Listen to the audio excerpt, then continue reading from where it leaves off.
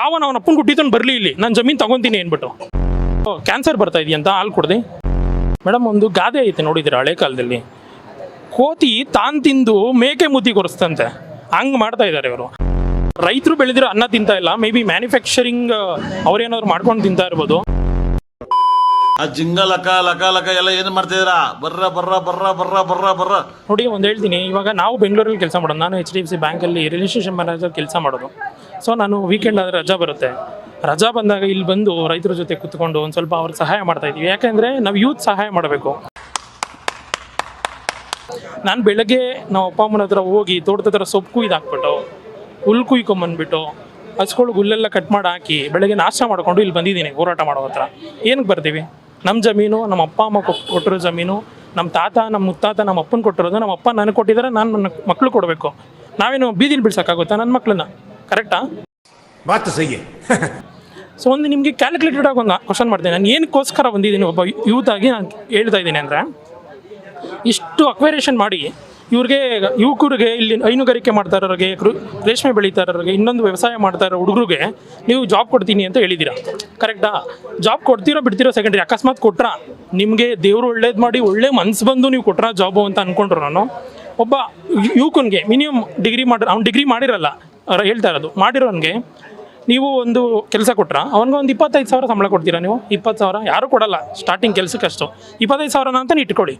25,000 ತಿಂಗಳಿಗೆ ಅಂದರೆ ವರ್ಷಕ್ಕೆ ಎಷ್ಟಾಯಿತು ಮೇಡಮ್? ಎಷ್ಟಾಯಿತು? ಅಪ್ರಾಕ್ಸಿಮೇಟ್ ಒಂದು 3 ಲಕ್ಷ ಆಯಿತಾ? 3 ಲಕ್ಷ ಅವನು 10 ವರ್ಷ ದುಡ್ದ. ಅವ್ನು ಬರೀ ನೀರು ಕುಡ್ಕೊಂಡು ಸಂಪಾದನೆ ಮಾಡ್ದ, ಅನ್ನನೂ ತಿಂದಿಲ್ಲ, ಹೊಟ್ಟೆಗೆ ಏನೂ ಮಾಡಿಲ್ಲ, ಒಂದು ರೂಪಾಯಿ ಖರ್ಚು ಮಾಡಿಲ್ಲ, ಬರೀ ಸೇವ್ ಮಾಡಿಕೊಂಡೆ 3 ಲಕ್ಷ ವರ್ಷಕ್ಕೆ ಉಳಿಸ್ಕೊಂಡ ಅಂದರೆ 10 ವರ್ಷಕ್ಕೆ ಎಷ್ಟು ಉಳಿಸ್ತಾನೆ ಮೇಡಮ್? 30 ಲಕ್ಷ.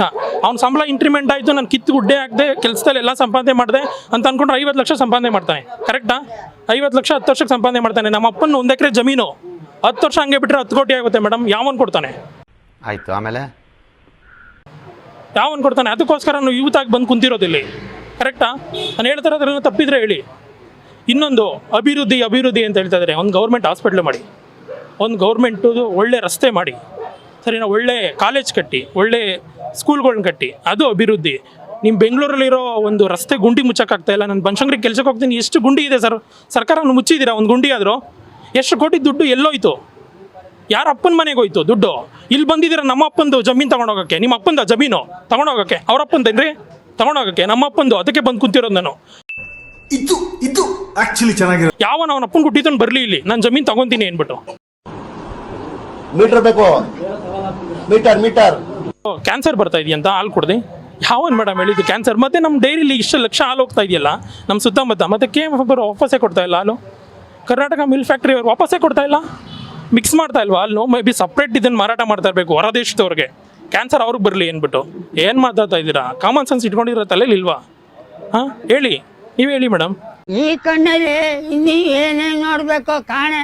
ಮೇಡಮ್ ಒಂದು ಗಾದೆ ಐತೆ ನೋಡಿದ್ದೀರಾ ಹಳೆ ಕಾಲದಲ್ಲಿ, ಕೋತಿ ತಾನು ತಿಂದು ಮೇಕೆ ಮುದ್ದಿ ಕೊರಿಸ್ತಂತೆ, ಹಂಗೆ ಮಾಡ್ತಾ ಇದ್ದಾರೆ ಇವರು. ರೈತರು ಬೆಳೆದಿರೋ ಅನ್ನ ತಿಂತಾ ಇಲ್ಲ, ಮೇ ಬಿ ಮ್ಯಾನುಫ್ಯಾಕ್ಚರಿಂಗ್ ಅವ್ರೇನಾದ್ರು ಮಾಡ್ಕೊಂಡು ತಿಂತಾ ಇರ್ಬೋದು.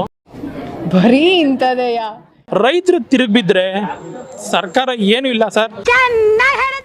ರೈತರನ್ನ ಎದುರಾಕೊಂಡು ಉಳ್ಕೊಂಡಿರೋ ಸರ್ಕಾರ ಯಾವುದೂ ಇಲ್ಲ, ಇನ್ನೂವರೆಗೂ ಯಾವುದೂ ಇಲ್ಲ ಮೇಡಮ್. ಇನ್ನೂ ಇಲ್ಲ, ಮುಂದೇನೂ ಇಲ್ಲ. ಮುಂಚೆ 10 ತಲೆಮಾರಿಗೂ ರೈತರನ್ನ ಆಪೋಸಿಟ್ ಮಾಡ್ಕೊಂಡು ಹೋಗೋರೋ ಸರ್ಕಾರ ಯಾವುದೂ ಇಲ್ಲ. ಇನ್ನೊಂದು ಹೇಳ್ತೀನಿ, ಕಾಂಗ್ರೆಸ್ ಸರ್ಕಾರ 28ಕ್ಕೆ ರೈತರನ್ನ ಹಿಂಗೆ ಹೊಟ್ಟೆ ಹೊರಿಸ್ಕೊಂಬಂದ್ರೆ ಯಾವುದೇ ಕಾರಣಕ್ಕೂ ಬರಲ್ಲ. ಮತ್ತೆ ಭೇಟಿಯಾಗೋಣ. ನಮಸ್ಕಾರ.